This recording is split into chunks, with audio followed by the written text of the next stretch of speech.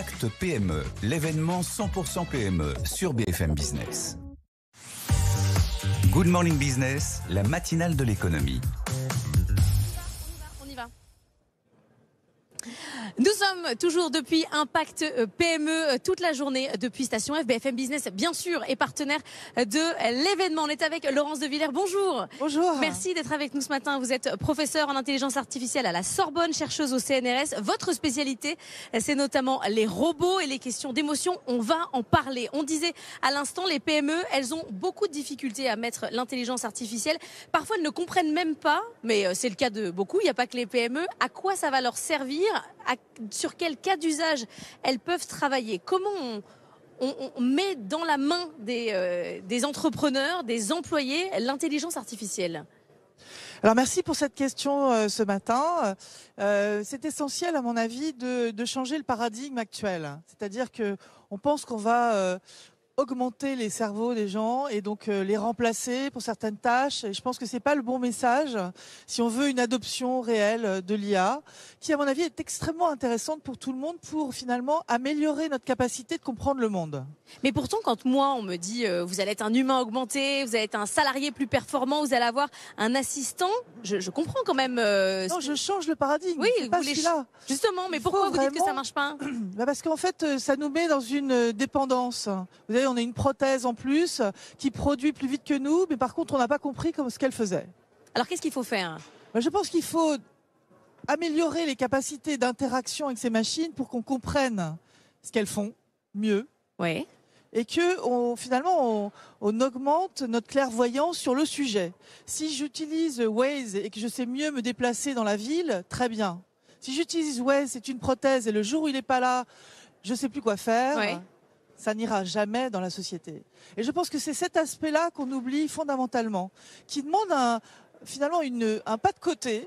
Et que les start-upers qui sont en train d'innover... C'est pas du tout leur discours. N'est pas le discours de dire « j'ai augmenté votre capacité de productivité et de compétitivité ». Il faut qu'ils aient un discours qui dise vraiment quelque chose de plus essentiel, surtout pour nos enfants.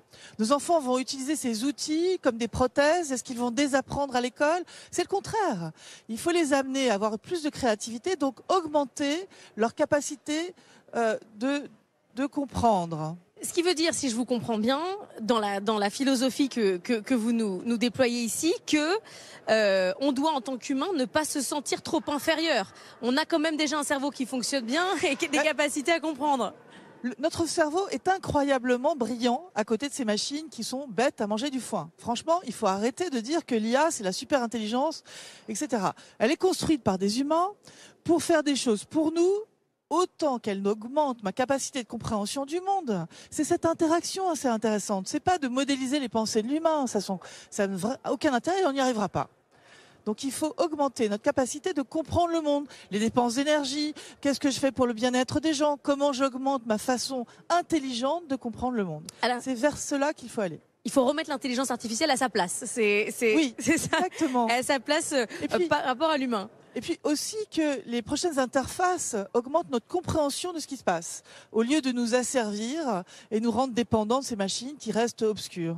Laurence de Villers, on a raconté sur BFM Business ces derniers temps qu'il y avait une sorte de pause dans l'innovation de l'intelligence artificielle, notamment parce qu'à un moment, on n'a pas assez d'énergie. C'est-à-dire que c'est tellement consommateur d'énergie qu'on ne peut pas tout engloutir dedans. Là, on a un vrai sujet de développement.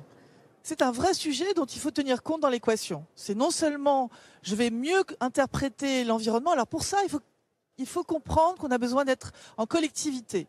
Il ne faut pas être seul face à l'IA.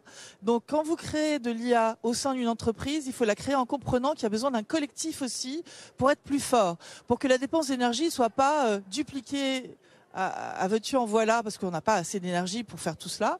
Il faut comprendre bien quand ça nous augmente et que ce soit aussi un moteur de décision dans la compétition.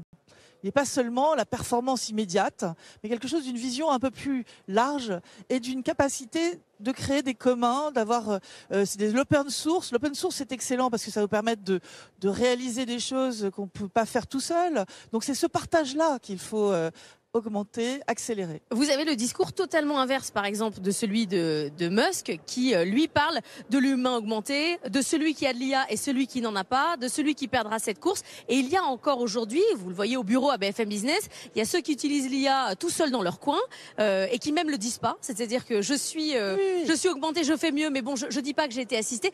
Vous, c'est l'inverse total. Vous voulez complètement renverser cette manière de penser. Je pense que c'est la bonne façon d'aller demain vers de l'IA intelligente pour tous.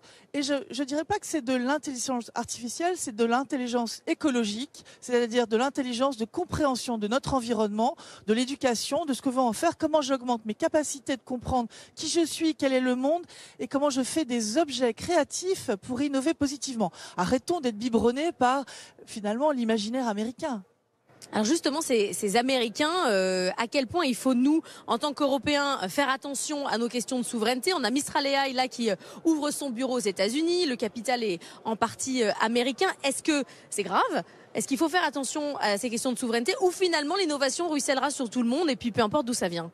Non, je pense que c'est essentiel d'avoir les idées derrière cette innovation. Il ne faut pas être piloté par ces objets qui arrivent. Il faut être piloté par une intelligence collective qui décide d'augmenter le bien-être, la compréhension des choses, l'éducation des enfants, et puis cette dépense d'énergie. Si on mutualise en fait les efforts, on ira vers quelque chose de plus sain pour toute la société et dans l'idée qu'on ne va pas être dépassé par ces objets. Donc il y a là vraiment un danger. Et en plus, ces objets n'étant pas très intelligents, vous voyez, on va niveler vers le bas. Vous en avez fait une pièce de théâtre, l'intelligence artificielle. Qu'est-ce que vous racontez dans cette pièce ? Alors, on essaie de mettre en scène, d'abord, la peur n'a jamais augmenté la prise de conscience. Donc, on manie la peur à grandeur dans la société actuelle. Alors, c'est plus un dictateur qui fait peur, mais c'est ces objets qui font peur, qu'on manipule vraiment en mettant l'humain devant quelque chose qui l'empêche de réfléchir. Il faut essentiellement travailler autrement. La pièce de théâtre met en avant un chatbot qui apprend des humains en continu et qui devient finalement un chatbot philosophe. Ça montre notre désir aussi d'immortalité à travers ces machines, enfin que notre mémoire reste visible, active. Donc on va très loin finalement sur la compréhension de nos désirs et la compréhension de ce que pourrait être cette machine qui, nourrie par des interactions avec nous, pourrait finalement avoir un regard sur le monde qui pourrait nous être utile. Ça s'appelle comment ? Chiake Garuzia, et c'est à Paris, sur la scène parisienne, le mardi à 19h30 jusqu'à la fin de l'année. Merci à vous.